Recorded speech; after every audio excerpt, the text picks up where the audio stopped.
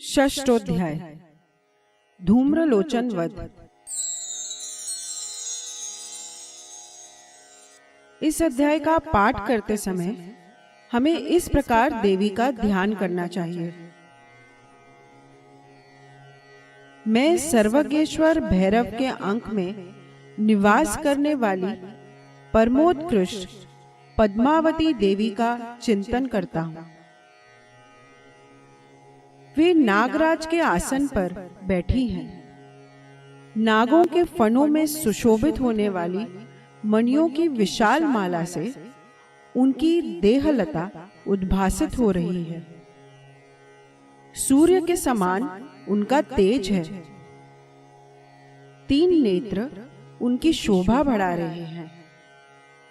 वे हाथों में माला, कुंभ, कपाल और कमल लिए हुए हैं तथा उनके मस्तक में अर्धचंद्र का मुकुट शोभित है। ऋषि कहते हैं, देवी का यह कथन सुनकर दूत को बड़ा अमर्ष हुआ और उसने दैत्यराज के पास जाकर सब समाचार विस्तार पूर्वक कह सुनाया। दूत के उस वचन को सुनकर दैत्यराज कुपित हो उठा और दैत्य सेनापति धूम्रलोचन से बोला, धूम्रलोचन, आप शीघ्र अपनी सेना साथ लेकर जाओ और उस दुष्टा को केश पकड़कर घसीटते हुए उसे बलपूर्वक यहाँ ले आओ।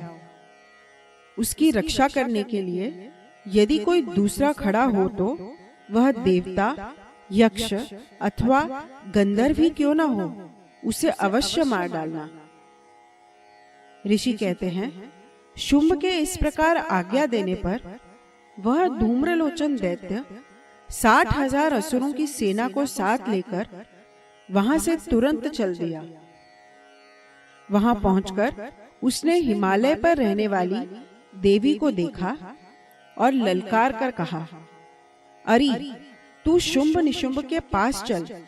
यदि इस समय प्रसन्नता पूर्वक मेरे स्वामी के समीप नहीं चलेगी तो मैं बलपूर्वक झोंटा पकड़कर घसीटते हुए तुझे ले चलूंगा। देवी बोली, आपको दैत्यों के राजा ने भेजा है।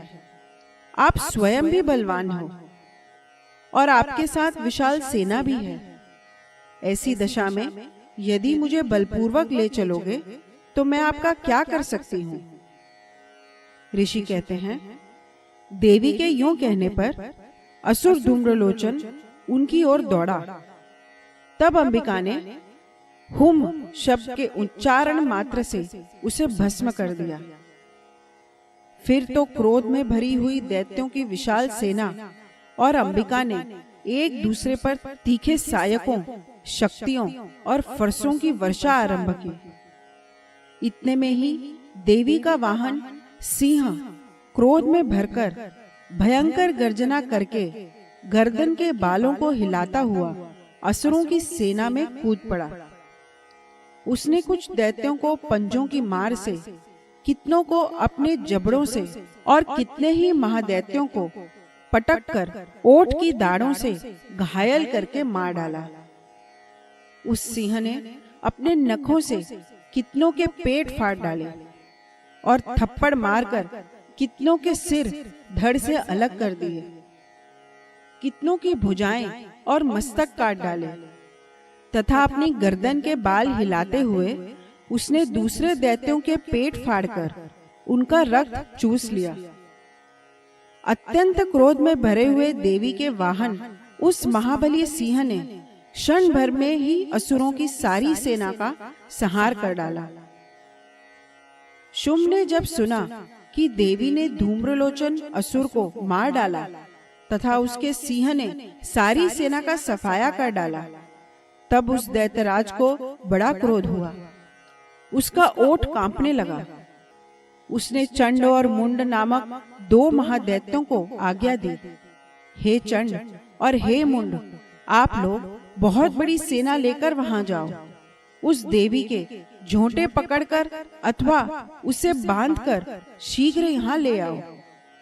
यदि इस प्रकार उसको लाने में संदेह हो तो युद्ध में सब प्रकार के अस्त्र शस्त्र तथा समस्त आसुरी सेना का प्रयोग करके उसकी हत्या कर डालना। उस दुष्टा की हत्या होने तथा सिंह के भी मारे जाने पर उस अंबिका को बांधकर साथ ले शीघ्र ही लौटाना। इस प्रकार श्री मार्कंडेय पुराण में सावर्णिक मनवंतर की कथा के अंतर्गत देवी महात्म्य में धूम्रलोचन वध नामक छठा अध्याय पूरा हुआ।